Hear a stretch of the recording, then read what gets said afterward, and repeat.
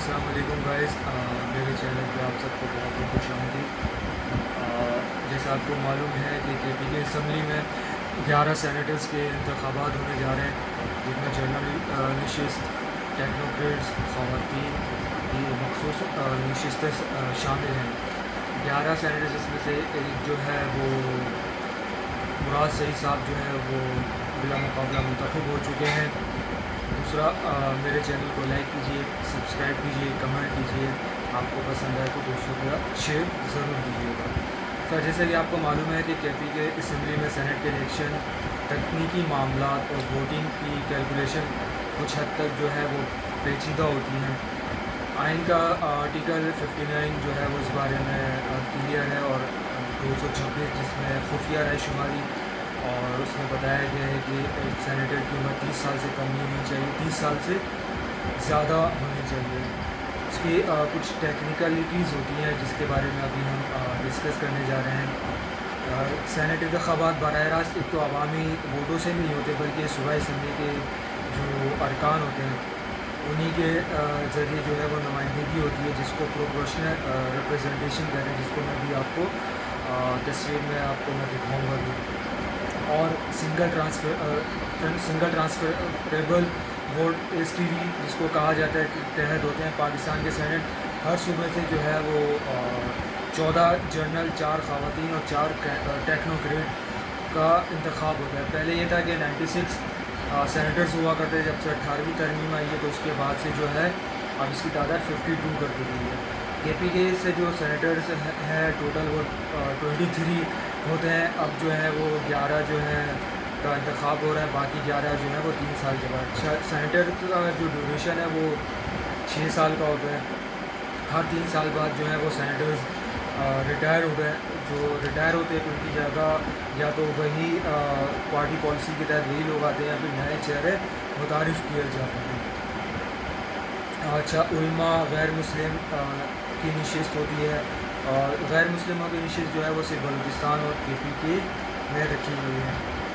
अच्छा, के पी के असम्बली के अरकान ही वोट देंगे, ज़ाहिर सी बात है, वहाँ से सेनेटर मुंतखब होते हैं, वहीं के जो सेनेटर्स हैं वो वही वोट देंगे। फ़र्ज़ के असम्बली के अरकान की तादाद 145 है, यानी एक सेनेटर को अगर 10 सूबाई असम्बली मेंबर्स के वोट चाहिए तो समझिए इसको आप कैलकुलेट करें 145 में, तो ये 10 के हिसाब से बनेंगे 1450। लेकिन असल तादाद नशिस्तों के मुताबिक होगी। अगर कुछ अरकान हलफ नहीं लेते या नहल होते, जैसे अभी देखा आपने कि 22 तारीख को जो है वो के पी के असम्बली में इसके इंतखाबात होने थे। आज जो है वो कोरम पूरा ना होने की सूरत में के पी के असम्बली के स्पीकर ने आज जो है वो उसको मुलतवी किया इजलास, और 24 तारीख को इजलास बुलाया। इसमें ये होता है कि जब सेनेटर्स की राय शुमारी होती है तो इलेक्शन कमीशन जो है वो अपना एक नुमाइंदा मुंतखब करता है, जिसमें बैलेट पेपर्स दिए जाते हैं।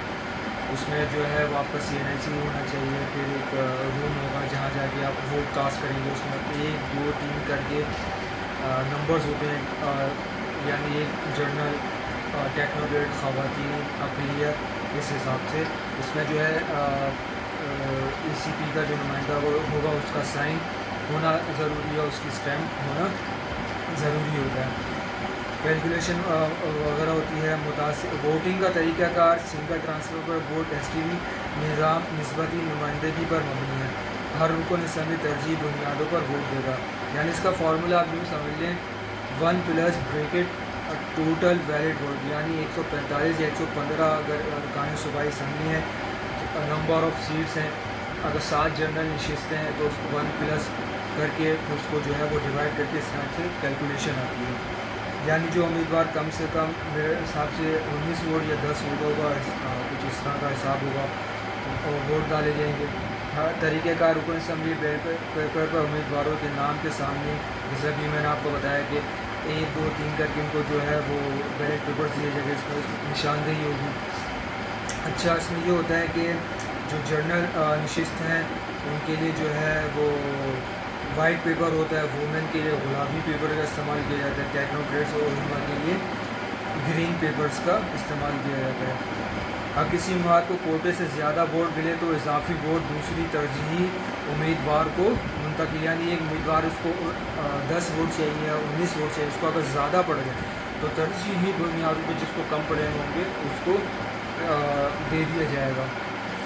اگر کسی کو بہت کم ووٹ ملتے ہیں تو وہ خارج ہو جاتا ہے، یعنی مثال کے طور پر کسی سینیٹر کو 10 ووٹ چاہیے، اگر اس کو 10 سے کم ووٹ پڑے تو وہ ویسے ہی اس کا خارج ہو جائے گا اور اس کے ووٹ دوسرے امیدواروں کو منتقل ہو جائیں گے۔ جس پارٹی کے پاس اکثریت ہو وہ آرام سے اپنے امیدوار منتخب کروا سکتی ہے۔ مخلوط جماعتیں یا اتحاد بھی ووٹنگ کے لیے اہم کردار ادا کرتے ہیں، جیسے پی ٹی آئی ہے، پی ٹی آئی کی اکثریت ہے تو وہ اکیلے لڑے، اب جیسے جماعت اسلامی ہے، نون لیگ ہے، پیپلز پارٹی ہے، ہو سکتا ہے یہ مخلوط لڑے، ان کے بعد ووٹنگ صوبائی اسمبلی کے ممبرز جو ہے وہ کم ہیں۔ مسائل یا ٹیکنوکریٹ پیچیدگیاں، حلف نہ اٹھانے والے ارکان اگر کچھ ایم پی ایز ابھی تک حلف نہ لیا ہو تو وہ ووٹ نہیں ڈال سکتے، اس سے کوٹا متاثر ہوتا ہے۔ اسپیکر ریٹرننگ افسر الیکشن کمیشن آف پاکستان کی نگرانی میں ہوتا ہے، جیسا کہ میں نے ابھی آپ کو تھوڑی دیر پہلے بتایا کہ الیکشن کمیشن اپنا ایک نمائندہ جو ہے وہ اسمبلی میں منتخب کرتا ہے، وہ جو ہے گائیڈ کرتا ہے کہ صوبائی اسمبلی ممبرس کے پاس سی این ایس سی ہونا چاہیے، خفیہ رائے شماری ہوگی، جو بیلٹ پیپرز دیا جائے گا گرین ہو، وائٹ ہو، گلابی ہو، اس میں جو ہے وہ مارکنگ کی جاتی ہے 1 سے 2 کی، اور ریٹرننگ افسر کا جو ہے وہ سگنیچر ہوتا ہے، پھر اس کے بعد اس کی اسٹیمپس لگتی ہیں، پھر اس کے بعد گنتی کا عمل ہوتا ہے۔ افسر اسمبلی میں تعینات ہوتا ہے۔ مخفی رائے شماری، سیکریٹ بیلٹ پیپر، خفیہ ووٹر ووٹ، اس سے جو ہے وہ ہارڈ ریڈنگ کا خدشہ ظاہر نہیں ہوتا۔ ٹوٹل اسمبلی جو سیٹس ہیں وہ 115 ہیں، ریزرو جو ہے وہ 26 ہیں، ٹوٹل ملا کے آپ کے 145 ممبرز بنتے ہیں۔ 145 ڈیوائڈ بائی 7 جنرل نشستیں +1، تو اس سے جو ہے وہ آپ کا کیلکولیشن آ جاتی ہے۔ بہت شکریہ آپ کا، اگر آپ کو میری ویڈیو پسند آئے تو پلیز کو لائک کیجیے گا، سبسکرائب کیجیے گا اور دوستوں میں ضرور اس کو شیئر کیجیے گا۔ بہت شکریہ۔